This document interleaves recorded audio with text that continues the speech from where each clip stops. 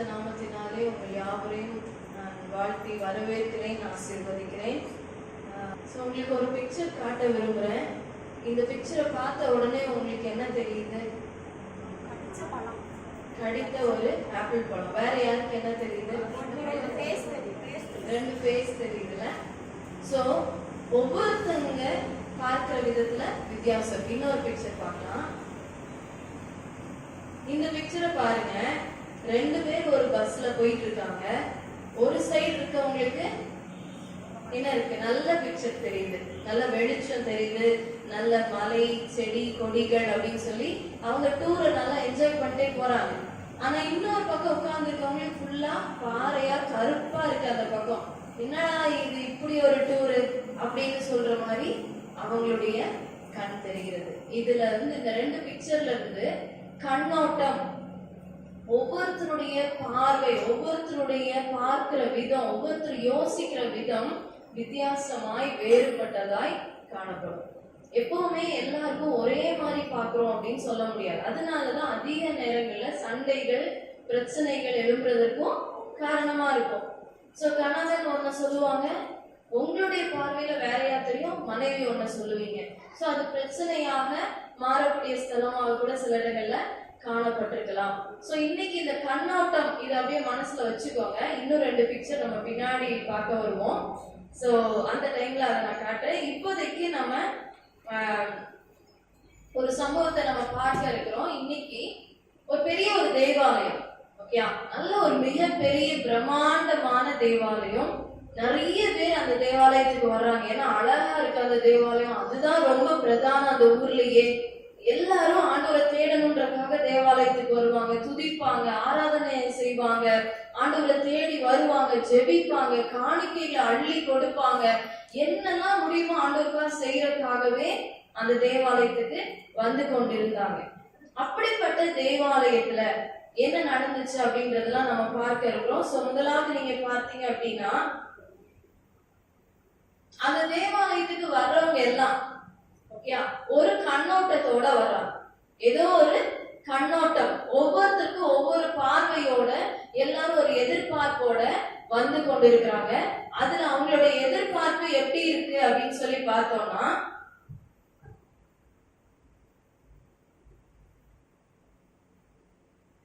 அந்த தேவாலயத்துல இயேசு ராஜா, ஓகே, அந்த தேவாலயத்துல இயேசு ராஜா வருவார். சில பேருடைய கண்ணோட்டம், இயேசு ராஜா வருவார்.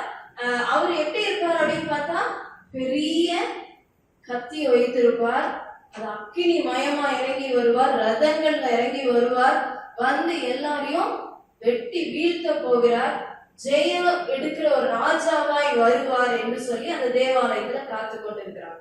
அவங்களுடைய கண்ணோட்டம் அப்படியாய் இருக்கிறது. இயேசு இப்படி ராஜாவாய் வருவார். ஆனா நெக்ஸ்ட் பிக்சர் பாத்தீங்கன்னா,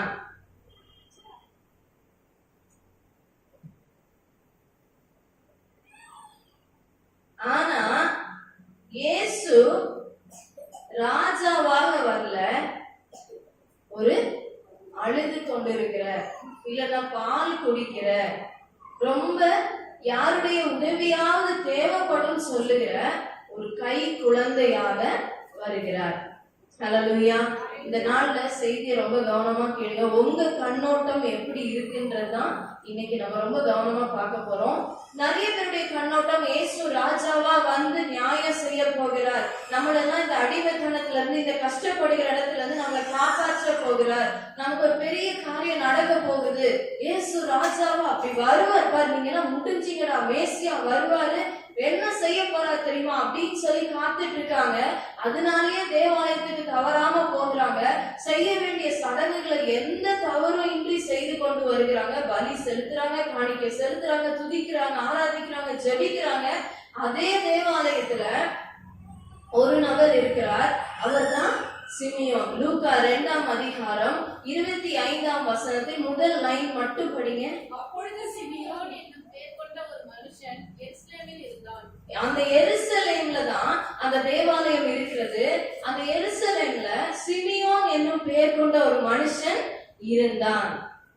இந்த சிமியோன் என்னும் பேர் கொண்ட மனுஷனுக்கு அதே 2ஆம் அதிகாரத்துல 32ஆம் வசனத்தை படிச்சு பாருங்க. உம்முடைய இரட்சணியத்தை என் கண்கள் கண்டது என்றார். உம்முடைய இரட்சணியத்தை என் கண்கள் கண்டது.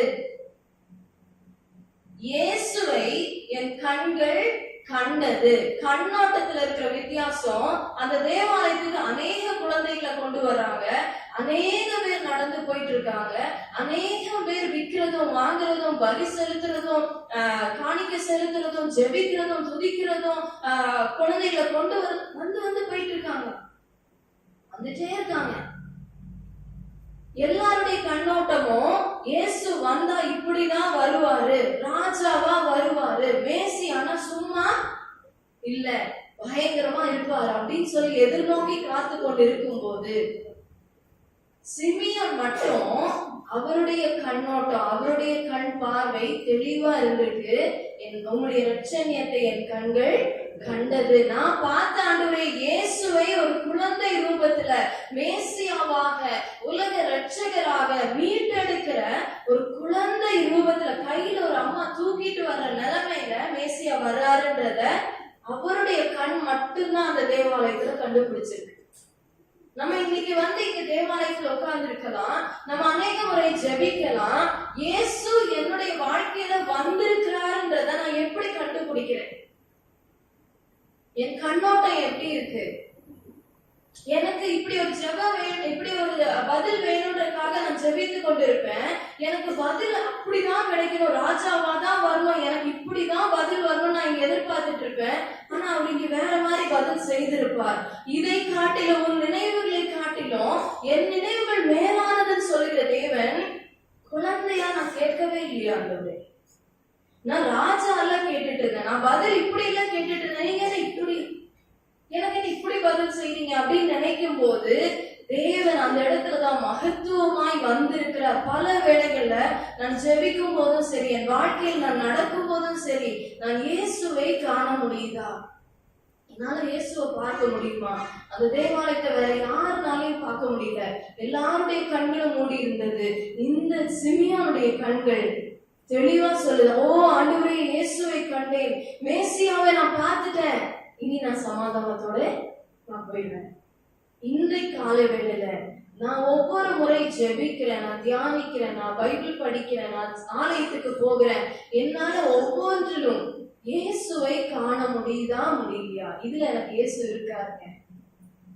அது கஷ்டமான சூழ்நிலையா இருந்தாலும், ஒரு நெருக்கடியான சூழ்நிலையா இருந்தாலும், வியாகுலப்படுகிற, கஷ்டப்படுகிற, கவலைப்படுகிற, எல்லாம் இழந்து போகிற இடத்துல கூட இது ஏன் இப்படி நடந்துச்சுன்றதுக்கு பின்னாடி என் இயேசு நிற்கிறார், என் இயேசு அதுல இருக்கிறார், என் இயேசு அதன் பின்னாடி நிற்கிறார் என்பதை என்னால காண முடிகிறதா?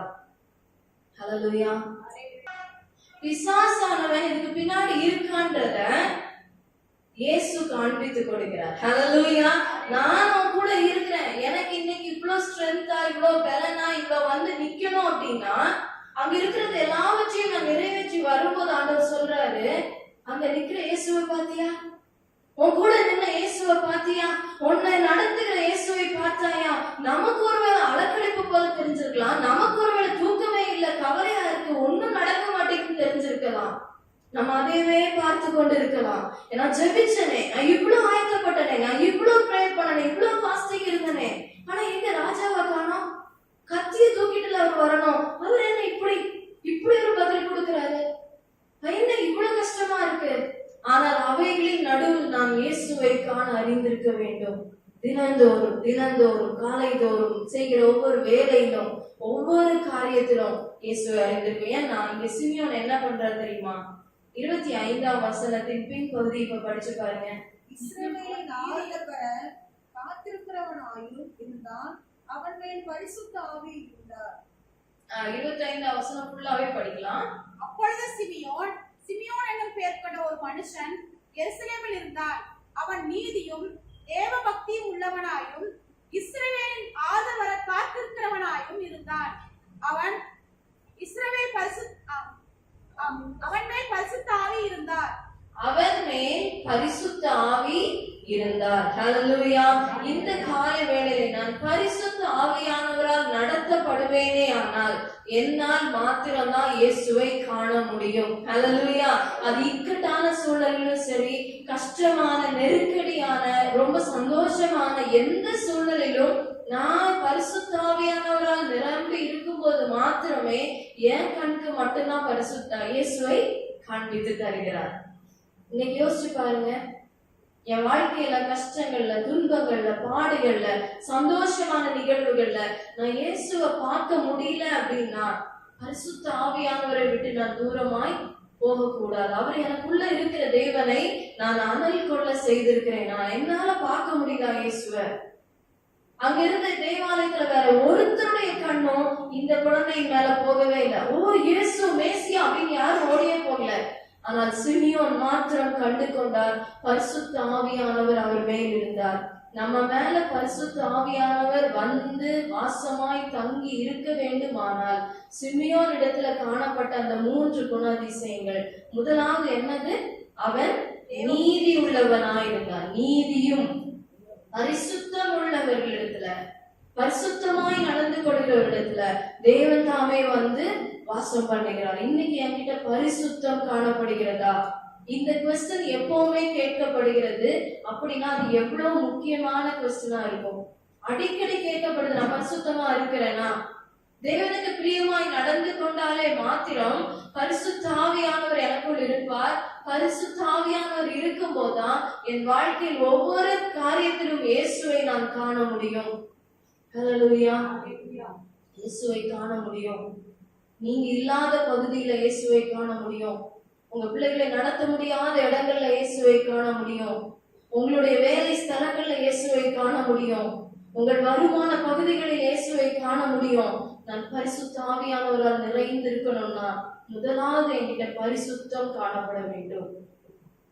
இந்த பழைய பாட்டுல நம்ம இன்னைக்கு நிறைய வேத பகுதியெல்லாம் திருப்பி கஷ்டப்பட போறதுல ஒரு சிலது பார்ப்போம். பட் ரொம்ப கவனமா கேளுங்க.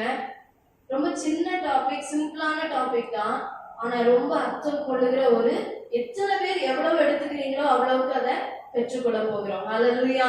அந்த அளவுக்கு அறுவடை இருக்கும். அந்த பழைய பாட்டு இதுல யாவே தேவன், ஓகேயா, அவங்க எல்லாரும் ஆண்டவர் இடத்துல தேடி போகணும், பேசணும் அப்படின்னா எல்லாருனாலையும் முடியாது. தேவன் எல்லாரிடத்திலயும் வந்து நேரடியா பேச வர்றதில்லை, தரிசனம் கொடுப்பதில்லை. குறிப்பிட்ட சில இடங்கள்ல தேவன் வருவார். அப்படி வரும்போது என்ன ஆச்சுன்னு பாருங்க. யாத்திராகமம் 40ஆம் அதிகாரத்துல 34, 35 வாசிச்சு பார்ப்போமா? யாத்திராகமம் 40ஆம் அதிகாரம்.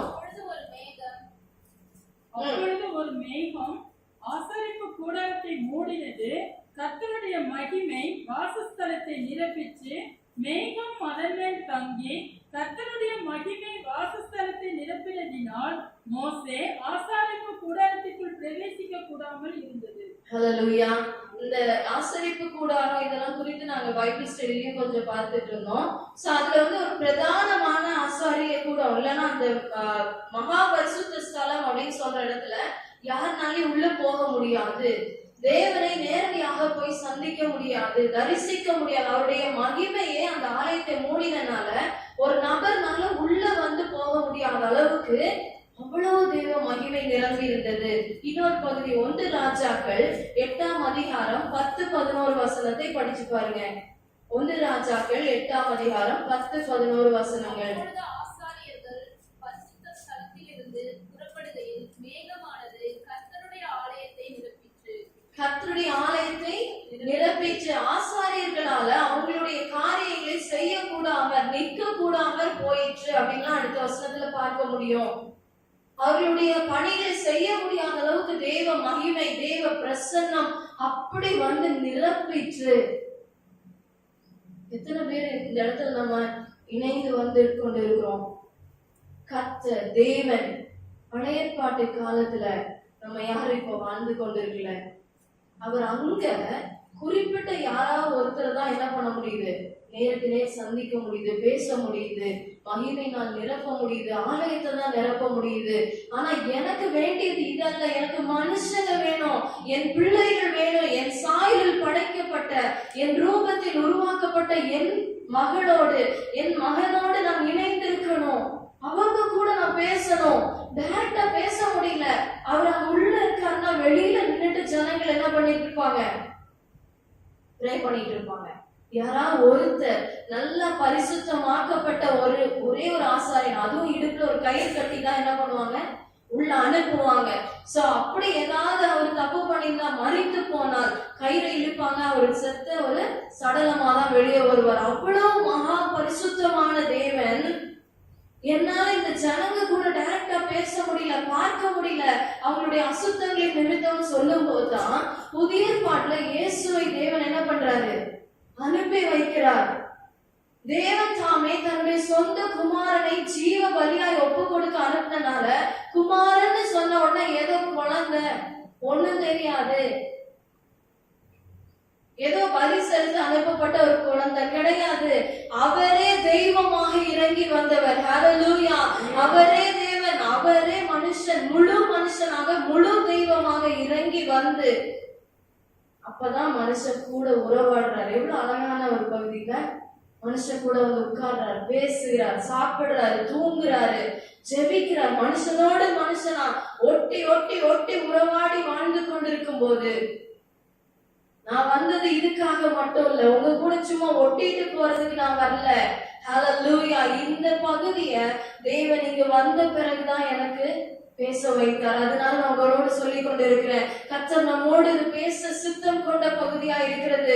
ஏதோ நான் உன் கூட வந்தேன், உன் பக்கத்துல அப்படியே தொட்டு பார்த்துட்டு போனேன், உரசுனேன், உனக்கு 4 அற்புதங்களை செய்தேன், அப்படியே நல்லா எல்லாம் ஜாலியா இருக்கீங்க, ஓகே சந்தோஷம் அப்படின்னு போகிறதுக்கு இயேசு வரவில்லை. அவர் உங்களுக்காக, எனக்காக ரத்தத்தை சிந்துகிறார். ஏன்னா இதுக்கு மேல தேவனோடு கனெக்ட் பண்றதுக்கு வேற வழியே இல்ல. அந்த மகா பரிசுத்த தேவனை, அந்த மகா பரிசுத்த ஸ்தலத்தை போய் அடையணும்னா ஒருத்தராலே முடிய மாட்டேங்குது. நான் ஒப்பு கொடுக்கிறேன், என் ஜீவனை ஒப்பு கொடுக்கிறேன், கொடுத்து ரத்தம் சிந்தி அவர் உயிர் தெழுந்து, அப்ப அந்த இடத்துல 3வது நபர் கடந்து வருகிறார்.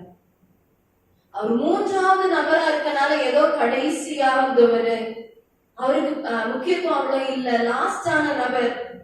அவர் ஒண்ணும் பெருசாலாம் எதுவும் செய்யல. அவர் வந்தனால அற்புதங்களோ அப்படியெல்லாம் ஒன்றும் சொல்லப்படல, பயங்கரமான அற்புதங்கள் சொல்லப்படல, இல்ல செங்கடல் பழக்கிற அளவுக்கு பழைய ஏற்பாட்டு காரியங்களும் நடத்தல. பெரிய காரியங்களை செய்யலாம். ஆனால் அவர் தான் மகத்துவமான காரியத்தை செய்த ஹோலி ஸ்பிரிட், பரிசுத்த ஆவியானவர் தெய்வமாக இருக்கிறார். ஹல்லேலூயா! அவர் ஏதோ புறா மாதிரி பறந்தா புறா எல்லாம் தெய்வமா கிடையாது. அவர் ஏதோ ஆவி அப்படின்னா ஏதோ காத்து போறதெல்லாம் தெய்வமா கிடையாது. அவர் அக்கினி, அப்ப அக்கினியா இருக்கிறதெல்லாம் தெய்வமா கிடையாது. அவர் நமக்குள் வாசம் பண்ணுகிற தேவனா இருக்கிறார். என் ஆவியோடு எனக்குள்ளாகவே இருக்க வந்த தெய்வம் அவர். என்கிட்ட தொட்டு பார்த்துட்டு போறதுக்கு வரல. முதல்ல பிதாவானவர் எட்ட முடியாத உயரத்துல, பார்க்க முடியாத இடத்துல இருக்கிறார் நினைச்சிட்டு இருக்கும் போது குமாரனை அனுப்பி, நானே வழி, பிதாவின் இடத்துல போறதுக்கு நானே வழின்னு காண்பித்த தேவன் இயேசுவோடு அங்க நிறுத்தாம, இனி நான் இப்படி இல்ல, உங்களுக்குள்ளேயே நான் தெய்வமாக, நான் எங்கேயோ இல்ல, உங்களுக்குள்ள வாசம் பண்ணும்படியாக, நீ எப்ப இயேசுவை ஏற்றுக்கொள்கிறியோ பிதா கிட்ட கனெக்ட் ஆகிற, பிதா கிட்ட கனெக்ட் ஆகிறதுக்கு பரிசுத்த ஆவியானவர் உனக்குள்ள இருந்தா ஒவ்வொரு முறை இயேசுவை காண்பிப்பார். இயேசு உனக்கு பிதாவை காண்பித்துக் கொண்டே இருப்பார். ஹல்லேலூயா! இந்த காலை வேளையில அன்பு தேவ ஜனமே, இது நான் நோட்ஸ்ல ப்ரிப்பேர் பண்ணவே இல்லை. ஆனா இங்க வந்ததுக்கு அப்புறம் ஆண்டவர் என்னோடு இடைப்பட்டு நான் அதுக்கப்புறம் உட்கார்ந்து எழுதுனது இது. அதனால இது சும்மா வரல. தேவன் யார் என அறியாம, பரிசுத்த ஆவியானவர் நான் ஏதோ கடைசியா அவரை ஒரு பொருட்டா கருதாம, அவரை மதிக்காம வச்சிருக்காதீங்க. நீங்க எப்போ இயேசுவை ஏற்றுக்கொண்டீங்களோ பரிசுத்த ஆவியானவர் உங்களுக்குள்ளே வாசமாய் இருக்கிறார். அவரை நிர்விசாரப்படுத்தாதீங்க. அவர் யாரோ ஒருத்தர் நினைக்காதீங்க. தெய்வமாகவே உங்களுக்குள்ள இருக்கிறார். தேவன் எங்கே, தேவன் எங்கேன்னு தேடாதீங்க. பரிசுத்த ஆவியானவர் இருக்கும்போது அவர் கரெக்டா போக்கஸ் பண்றதே இயேசுவை தான் காட்டிட்டே இருப்பார். அவருடைய வேலையா அதான், மெயினான வேலையா தான். இயேசு என்ன செய்தார், இயேசு இயேசு யார் தெரியுமா? இயேசுவை பார்த்துட்டோம்னா பிதாவை காண்கிறோம், பரலோகத்துக்கு அடுத்தவைகளை காண்கிறோம், உன்னதமான காரியங்களை காண்கிறோம். உலகத்துக்கு அடுத்த காரியங்கள் எனக்கு அப்ப மறைஞ்சிரும். ஆமென். ஒரு வசனம் லூக்கால 19ஆம் அதிகாரத்துல 41, 42. சமீபமாய் வந்தபோது நகரத்தை பார்த்து அதற்காக கண்ணீர் விட்டு அழுது, உனக்கு கிடைத்த இந்த நாளிலாகிலும் சமாதானத்துக்கு ஏற்றங்களை நீ அறிந்திருந்தாயானால் நலமாய் இருக்கும். இப்பொழுதோ அவைகளும் கண்களுக்கு மறைவாய் இருக்கிறது. எஸ், இந்த இடத்துல தேவன் எருசலேமுக்கு நேராய் வரும்போது, இயேசுவானவர் அங்க வரும்போது, இந்த நாளில் ஆகிலும் சமாதானத்துக்கு அடுத்த காரியங்களை நீ அறிந்திருந்தாயானால், இந்த சமாதானம் கொடுக்கக்கூடிய இயேசுவை நீ அறிந்திருந்தாயானால் உனக்கு நலமா இருந்திருக்கும். உன் வாழ்க்கையில இயேசு ஒவ்வொரு காரியத்துல இருக்கிறார் என்பதை நீ அறிந்திருந்தால் உனக்கு நலமா இருந்திருக்கும். நாங்க இப்போ என்ன பண்ண ஆரம்பிச்சிட்டோம்னா, நான் உங்களுக்கு அதை நானும் சொல்ல விரும்புகிறேன், நான் செய்யறதுனால உங்களுக்கு சொல்ல விரும்புறேன். ஒரு டைரி, தனி டைரி. அந்த டைரியில நானு, மகன், என் கணவர் 3 பேரும் ஒரு நாள்ல நான் இயேசுவை பார்த்தேன், இந்த சம்பவத்துல, இந்த அனுபவத்துல நான் இயேசுவை பார்த்தேன், அவர் எனக்கு நின்னதை கவனிச்சேன், அவர் எனக்கு செயல்பட்டதை பார்த்தேன்னு எழுதி கொண்டு வந்து கொண்டு இருக்கிறோம். நீங்களும் எழுதலாம். ஹல்லேலூயா. நான் இயேசுவை என் வாழ்க்கையின் ஒவ்வொரு படிகளில் காண வேண்டுமானால் பரிசுத்த ஆவியானவர் தான் எனக்கு அதை காண்பித்து தர வேண்டும். ஹல்லேலூயா, ஹல்லேலூயா. எல்லாரும் எங்கேயோ இருக்க மாதிரி இருக்கீங்க. சிந்தித்து பாருங்க. வாழ்க்கையில பரிசுத்த ஆவியானுடைய வழிகாட்டுதல் இருக்க வேண்டும். சிமியோன் போல என் கண்கள் திறந்திருக்க வேண்டும். நான் எப்போனாலும் பதில் இப்படிதான் இருக்கும்னு நினைச்சிட்டு இருக்காம, இயேசு எப்படி பதில் செய்திருப்பார், இயேசுவா இருந்தா இந்த இடத்துல எனக்கு என்ன பதில் கொடுத்திருப்பார், நான் எனக்கு இப்படி நடக்கணும்னு கேட்டுட்டு இருந்திருப்பேன். அவர் எனக்கு வேற மாதிரி ஒரு காரியத்தை நடத்தும் போது இது இயேசுடைய பதில் தானா என்பதை, நான் இயேசுதான் இதுல எனக்கு இப்படி ஒரு பெரிய காரியத்தை செய்தார்னு கண்டுபிடிக்கிறதுக்கு சிமியோன் போல என் கண்கள் திறந்திருக்க வேண்டும். அதுக்கு நான் பரிசுத்தம், நீதியாய் நடக்க வேண்டும். அதுல இருக்கிற வசனம் என்ன சொல்லுதுன்னா, பரிசுத்தமாகுதலை தேவ பயத்தோட பூரணப்படுத்த கடவோம். பரிசுத்தமாகுதலை தேவ பயத்தோட பூரணப்படுத்த கடவோம். நம்முடைய பரிசுத்தம், நான் நேத்து போன வாரம் 7:1 ஓகே 7:1 வசனம் படிச்சு பாருங்க. 2 Corinthians 7:1. இப்படிப்பட்ட வாக்குத்தத்தங்கள் நமக்கு உண்டாயிருக்கிறபடியினால் பிரியமானவர்களே, மாம்சத்திலும் ஆவியிலும் உண்டான எல்லா அசையும் நீங்கி நம்மை சுத்திகரித்துக் கொண்டு பரிசுத்தமாக்குதலே தேவ பயத்தோட பூரணப்படுத்த கடவோம். ஆமென், ஹல்லேலூயா. நான் போன வருஷம் வரைக்கும் நிறைய பொய் சொல்லுவேன், ஆண்டவருக்கு தூரமா இருந்தேன், ஆண்டவரை விட்டு பின்மாற்றம் அடைந்தேன், ஜெப குறைவோடு இருந்தேன். போன வருஷத்துல போன டிசம்பர்ல நான் இப்படி இருந்தேன், இல்ல நான் போன வாரத்துல இவ்வளவு கோபப்பட்டேன், முற்கோபம் வந்துச்சு எனக்கு, மூர்க்கம் எழும்பி தவறான வார்த்தைகளை கக்கிட்டேன். இந்த வாரம் பரிசுத்தமாகுதலை நான் பூரணப்படுத்தும்படி தேவ பயத்தோட, இது ஆண்டவருக்கு பிரியம் இல்லைன்றதை எனக்கு அவர் உணர்த்துவார். ஹல்லேலூயா. பரிசுத்த ஆவியானவர் எனக்கு உணர்த்துவார்.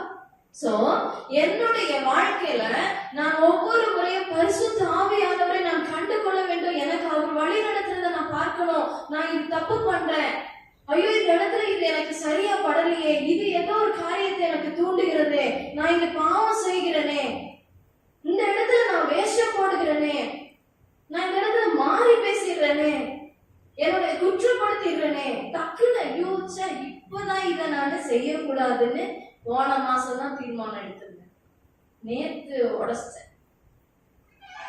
ஐயோ இன்னைக்கு காலையில நான் இனிமேல் நான் கெட்ட வார்த்தை பேசக்கூடாது, கரெக்டா வாயில இருந்து வந்துச்சு. எத்தனை முறை நம்ம அப்படி யோசிக்கிறோம்ல. பரிசுத்த ஆவியானவர் உங்களோடு இடைப்பட்டு கொண்டு இருக்கிறார். நம்ம தீர்மானங்கள்ல நிலைத்திருக்க வேண்டும், பரிசுத்தத்தில் நிலைத்திருக்க வேண்டும், பூரணமாக்கப்பட வேண்டும். தேவன் உங்களோடு இடைப்பட்டு கொண்டிருக்கிறார் என விசுவாசிக்கிறேன். என்கிட்ட இந்த குறை உண்டு, ஆதியில் இருந்த அன்பு இல்லைன்ற ஒரு குறை உண்டு, இதோ ஒன்று, நீ ஜெபிக்கிறதுல குறைவாய் போனாய். எவ்வளவு நேரம் என்கிட்ட பேசுவ அன்பு மகளே, அது ஒருவேளை நீங்க பேச்சுலர் லைஃபா இருந்திருக்கலாம், இப்போ நிறைய பிஸியா இருக்கலாம்.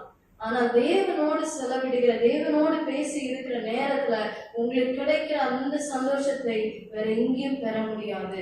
பரிசுத்தம் பூரணமாகப்பட வேண்டும். இரண்டாவது பகுதி அவர்கிட்ட, அந்த சிமியோன் கிட்ட இருந்தது தேவ பக்தி உள்ளவனாய் இருந்தான். தேவ பக்தி, பக்தியாக நிறைய பேர் அந்த ஆலயத்துக்குள்ள வந்தாங்க. நல்ல காணிக்கைகளை செலுத்துகிறாங்க, பலி செலுத்துகிறாங்க, துதி பலி ஏறெடுக்கிறாங்க. ஆண்டவரே நீர் நல்லவர், ஜெபிக்கிறாங்க, கூடி ஜெபிக்கிறாங்க, நிறைய மினிஸ்ட்ரி பண்றாங்க, செய்தி கொடுக்கிறாங்க, ஊழியங்கள் செய்கிறாங்க, கர்த்தருக்கு பிரியமா வாழ்றாங்க, நிறைய பேர் ஆண்டவரை குறித்து அறிவிக்கிறாங்க. பக்தியாய் நடக்க நிறைய காரியங்கள் இருக்கிறது. ஆண்டவருக்கு எது பிரியம்னு சொல்லுங்க, அதை நான் செஞ்சுட்டு போயிடுறேன், அதை மட்டும் நான் கொடுத்துட்டு போயிடுறேன். பக்தியாய் இருக்க நிறைய பேர் முன் வர்றாங்க.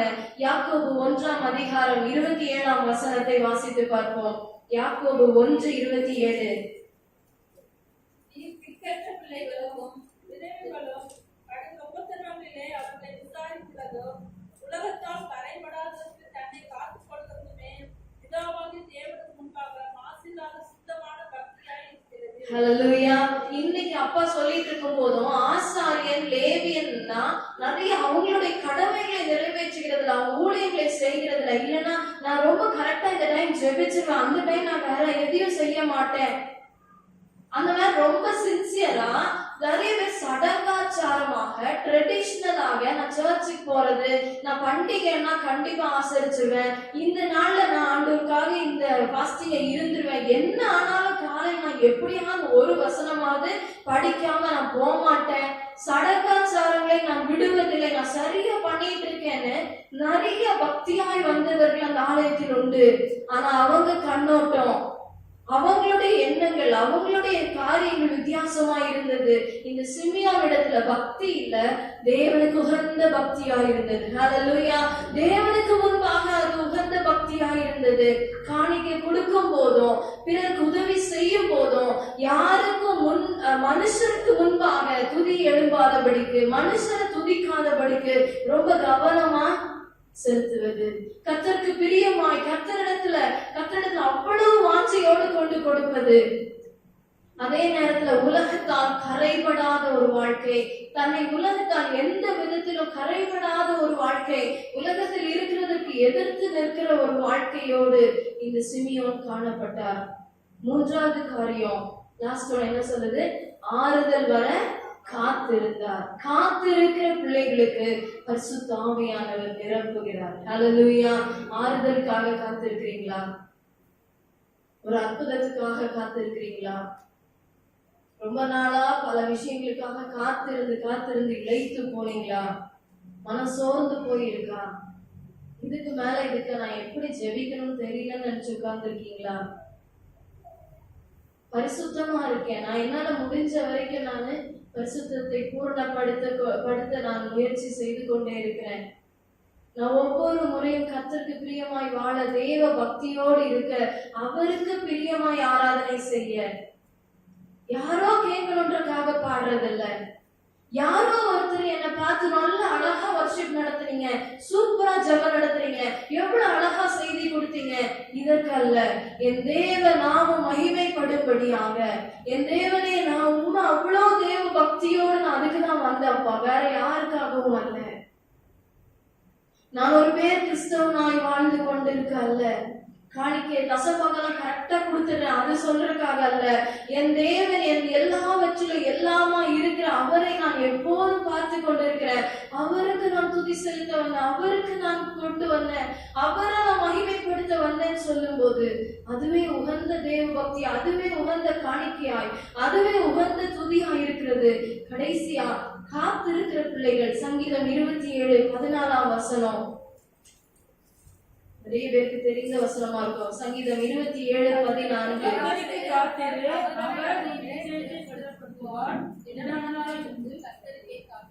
கர்த்தருக்கே காத்திரு. ஹல்லேலூயா.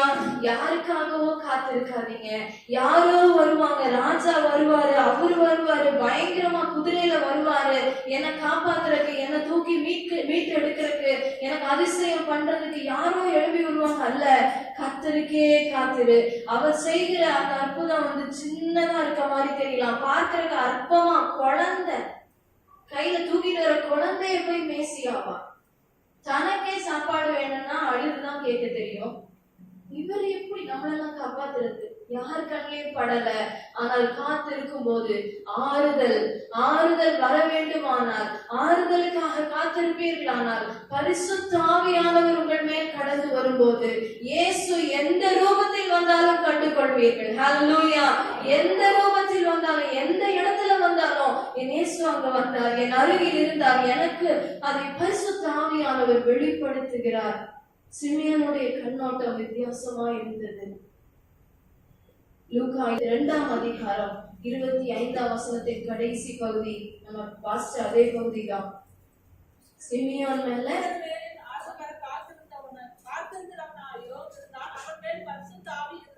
அவன் மேல் பரிசுத்த ஆவி இருந்தார். பரிசுத்த ஆவியானவர் நமக்காக என்னெல்லாம் செய்யறாரு ஒரு சின்ன இதே பகுதியில இருந்து பார்த்து முடிக்க இருக்கிறோம்.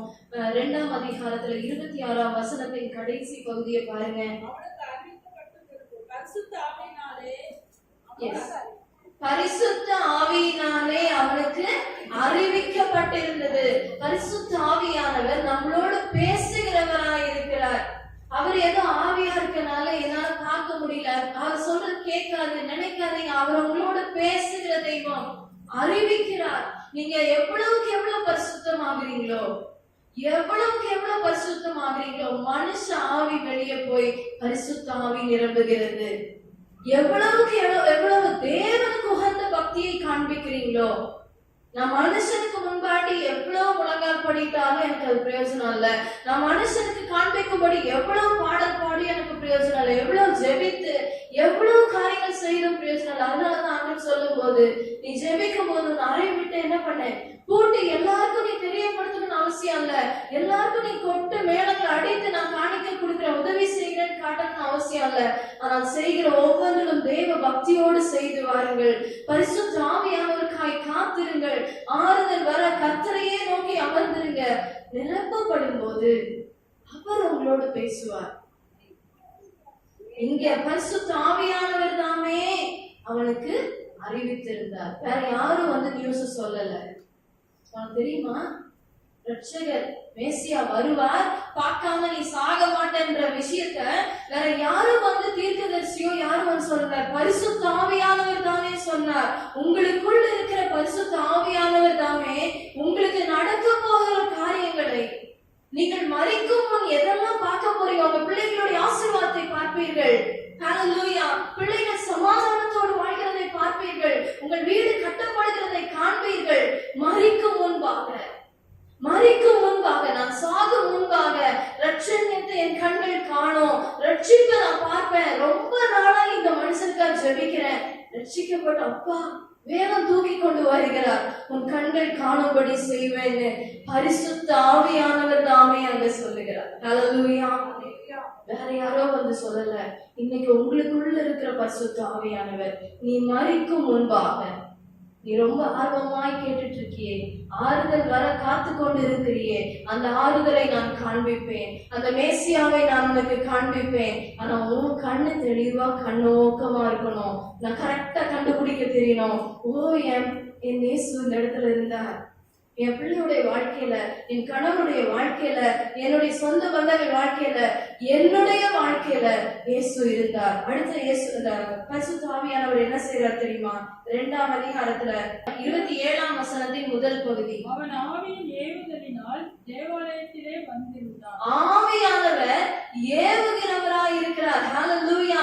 உந்தி தள்ளுகிறவராய் இருக்கிறார். அவர் லீட் பண்ணுகிறார். அவர் நடத்துகிற தேவனாய் இருக்கிறார். உட்கார்ந்து இருக்காத, எஞ்சி போ, ஜெபத்துக்கு போ, உட்கார விட மாட்டார். அவர் தான் ஆவியானவர். ஹல்லேலூயா. இத்தனை நாள் எங்க போன நீ? ஏன் உட்கார்ந்து எந்திரி, கிளம்பு, ஓடு, ரெடி ஆகு, என் சமூகத்துக்கு ஓடி போ. ஹல்லேலூயா. வெள்ளிக்கிழமை பிரேயருக்கு, உங்களுடைய பிள்ளைங்க யூத் மீட்டிங் அனுப்புறதற்கு, ஞாயிற்றுக்கிழமை தோறும் உங்கள் குடும்பமே தேவனை தரிசிப்பதற்கு உட்கார்ந்திருக்க விட மாட்டார். ஆவியானவர் ஏவி எழுப்புவார், தூக்கி விடுவார், நடத்துகிற தேவனா இருக்கிறார். அவ்வளவு நாள் அப்ப அந்த சிமியோன் அன்னைக்கு ஒருவேளை இன்னைக்கு சரி ஒரு ரெஸ்ட் எடுப்போம், வீட்டுல இந்த வெள்ளிக்கிழமை மட்டும் போகாம கொஞ்சம் என்ன பண்ணுவோம், ஒரு டயர்ட். நேத்துள்ள என்னுடைய நிலைமைக்கு இன்னைக்கு ஒருவேளை எனக்கு செய்தி டைமா இல்லைன்னா நான் என்ன பண்ணிருப்பேன், கொஞ்சம் ரொம்பவுமே கண்ணு திறக்க முடியல, தூக்கம், ஐயோ தூங்கலன்னா அவ்வளவுதான் கஷ்டம். பட் ஆண்டவர் ஏவுதலினாலே, பரிசுத்த ஆவியானவர் ஏவுதலினால உட்கார்ந்து தூங்க போறியா, எந்திரியோடு நட, உன்னை பலப்படுத்துகிற கிறிஸ்து நான் அல்லவோ, உன் பலவீனங்களில் என் பலன் உனக்கு பூரணமா விளங்கும்னு சொல்லியிருக்கேன், ஏன் உட்கார்ந்துருக்க, எந்திரிச்சு போன்னு சொன்னனாலதான் அங்க ஆலயத்துல போய் உட்கார்ந்து இருக்கும் போது இயேசு வருகிறதை காண்கிறது கண்கள். நிறைய டைம் எதையும் மிஸ் பண்ணணும்னு நினைச்சிடாதீங்க. ஆவியானவர் உங்களை மிஸ் பண்ண விட்டுறாதீங்க. இயேசு வந்து போகிற இடங்களை மிஸ் பண்ணிடாதீங்க. ரொம்ப அழகா இருக்கும் இயேசு இருக்கிற இடத்தை பார்க்க பார்க்க, ஓ நல்ல வேளை இன்னைக்கு வந்தேன், இயேசுவை கண்டேன், ஹல்லேலூயா. நல்ல வேளை இன்னைக்கு நானு ஐயோ அது ரேஷன் கடைக்கு அங்கேயே ஓடாம இங்க ஓடி வந்துட்டேன், ஹல்லேலூயா. கடைசியா இன்னும் ஒரு 2 மாத்திரம் பார்த்து முடிக்கிறோம். 2ஆம் அதிகாரத்துல 29ஆம் வசனம் ஆவியானவர் என்ன செய்கிறார் பாருங்க. ஆண்டவரே, உமது வார்த்தையின்படி உமது அடியேனை இப்பொழுதே சமாதானத்தோட போக விடுகிறேன். ஹல்லேலூயா. அவருடைய வார்த்தையை அனுப்பி அதுக்கப்புறம் சமாதானத்தோடு போக வைக்கிற பரிசுத்த ஆவியானவர். ஆறுதல் வர காத்திருந்தோமே, இவ்வளவு பரிசுத்தமா இருக்கணும் முயற்சி எடுத்தோமே, இவ்வளவு தூரம் தெய்வ பக்தியாய் காரியங்களை செய்தோமே, சமாதானத்தோடே போக வைக்கிற தெய்வன், ஹல்லேலூயா. வேற எங்கேயும் கிடைக்காதது பரிசுத்த ஆவியினால அந்த சமாதானம் உண்டாகிறது. சமாதானத்தை தருகிற தெய்வன். எத்தனை பேர் அலக்கழிக்கப்படுறாங்க தெரியுமா, எத்தனை பேர் ஆறுதல் இல்லாம இருக்காங்க தெரியுமா, எத்தனை பேர் கண்ணீரோடு இருக்கிறாங்க தெரியுமா. எத்தனையோ பேருக்கு இருக்கிற இக்கட்டான சூழ்நிலையில தேவன் உங்களுக்கும் எனக்கும் பரிசுத்த ஆவியானவர் உள்ள இருக்கிறதுனால, ஏவி அனுப்புறதுனால உட்கார்ந்துருக்காத, போய் என் சன்னிதானத்துல போய் முழங்கால் படிட்டு ஜெபி. இந்த நேரத்துல சில நேரங்கள்ல நம்மளை எழுப்பி விட்டு யாராவது ஒரு பேரை வேற ஞாபகப்படுத்தி விட்டுருவார், இவங்களுக்கா ஜெபி, ஹல்லேலூயா ஹல்லேலூயா. அந்த மாதிரி நேரத்தை மிஸ் பண்ணாதீங்க. பரிசுத்த ஆவியானவர் உங்களுக்குள் ஏவி கொண்டு இருக்கிறார். உட்கார்ந்து இருந்துடாதீங்க, நிர்விசாரமா இருந்துடாதீங்க. இந்த நேரத்துல நீ போய் முழங்கால் படிட்டு, இந்த நேரத்துல பாடி துதி, இந்த நேரத்துல நீ இதுக்காக ஒப்புக்கொடு, இந்த நேரத்துல தேசத்துக்காக ஜெபி, இந்த நேரத்துல நீ இதை செய் ஏதோ ஏவி உங்களை அப்படி நான் ஏவப்படணும்னா அது பரிசுத்த ஆவியானவர் என்னை ஏவ வேண்டுமா, நான் மறுபடியும் ஞாபகப்படுத்துறேன், எனக்கு பரிசுத்தம் தேவை, தேவனுக்கு உகந்த பக்தி தேவை, நான் கர்த்தருக்காய் மாத்திரம் காத்திருக்க வேண்டும், ஹல்லேலூயா. எனக்கு வேற யார்கிட்டயும் அந்த ஆறுதல் வராது. அந்த சமாதானத்தை அவரே தந்து என்னை அனுப்புகிறார். நீங்க எதுக்காக காத்திருந்தீங்களோ அதையே கொடுத்துருவாரு, அதையே காண்பிக்க வச்சிருவார். ஏன்னா நிறைய நேரத்துல ராஜாவையே பார்த்துட்டு இருந்தவங்க கண்களுக்கு தெரியவே இல்லை.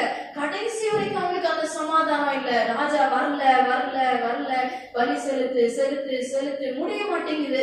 ஆனா இங்க ஒரு குழந்தைய பார்த்த உடனே தெரிஞ்சிருச்சு, இது சாதாரண குழந்தை அல்ல, இது நீங்க நானே பார்க்கிற குழந்தை அல்ல, இது தேவகுமாரன், இவர்தான் மேசியா என்று கண்டு கொண்ட உடனே சமாதானம். என் வாழ்க்கையில நான் ஒரு காரியத்துக்காக ஜெபித்து கொண்டிருக்கும் போது இப்படி நடக்கணும்னு நினைச்சிட்டு இருந்தேன், எனக்கு இப்படி நடக்கும் போது அங்க பாக்குறேன், அதுல இயேசு நடக்கிறாருங்க. காற்றும் கடலும் அடங்கின மாதிரி தெரியல, பட் இயேசு நடந்துட்டு இருக்காரு. நிச்சயமாய் அதட்டுவார், ஹல்லேலூயா, நிச்சயமாய் அதட்டுவார். இயேசு எப்படி அது மேல நடந்து வந்தார் இதெல்லாம் கேட்கறதுல, ஆனா நிச்சயமாய் அவர் நினைவுகள் மேலானதாக இருக்கிறது. அவர் பதில் கொடுத்து சமாதானமாய் அனுப்புகிற தேவன். கடைசியாக 2ஆம் அதிகாரம் 32ஆம் வசனம், உம்முடைய இரட்சணியத்தை என் கண்கள் கண்டது என்றார். ஹல்லேலூயா. என் கண்கள் பரிசுத்த ஆவியானவருடைய வழிநடத்தல் மூலமாக, இந்த நேக்கட் ஐஸ், இந்த கண்கள் மூலமாக என் தேவனை பார்க்க முடியாது. என் மனதில் என் மனக்கண்கள், என் இருதய கண்கள், என் உள்ளான ஆவிக்குரிய கண்கள், நான் இயேசுவை காண வேண்டும். அந்த இரட்சணத்தை கண்டபோது, இயேசு வந்த போது உலகத்தில் மீட்பு, பாவத்திலிருந்து மீட்பு, யாருடைய ரட்சிப்புக்காக அதிக நாட்கள் ஜெபித்துக் கொண்டிருக்கிறீங்களோ ஒரு மீட்பு. இயேசு வித்தியாசமாக அந்த நபரை வரைந்து கொண்டிருப்பார். இயேசு வித்தியாசமாக உங்கள் பிள்ளைகளை நடத்தி கொண்டிருப்பார். அங்கு உங்களுடைய இரட்சணியத்தை என் கண்கள் காண வேண்டும் ராஜா. யார் எழுந்திருப்போமா?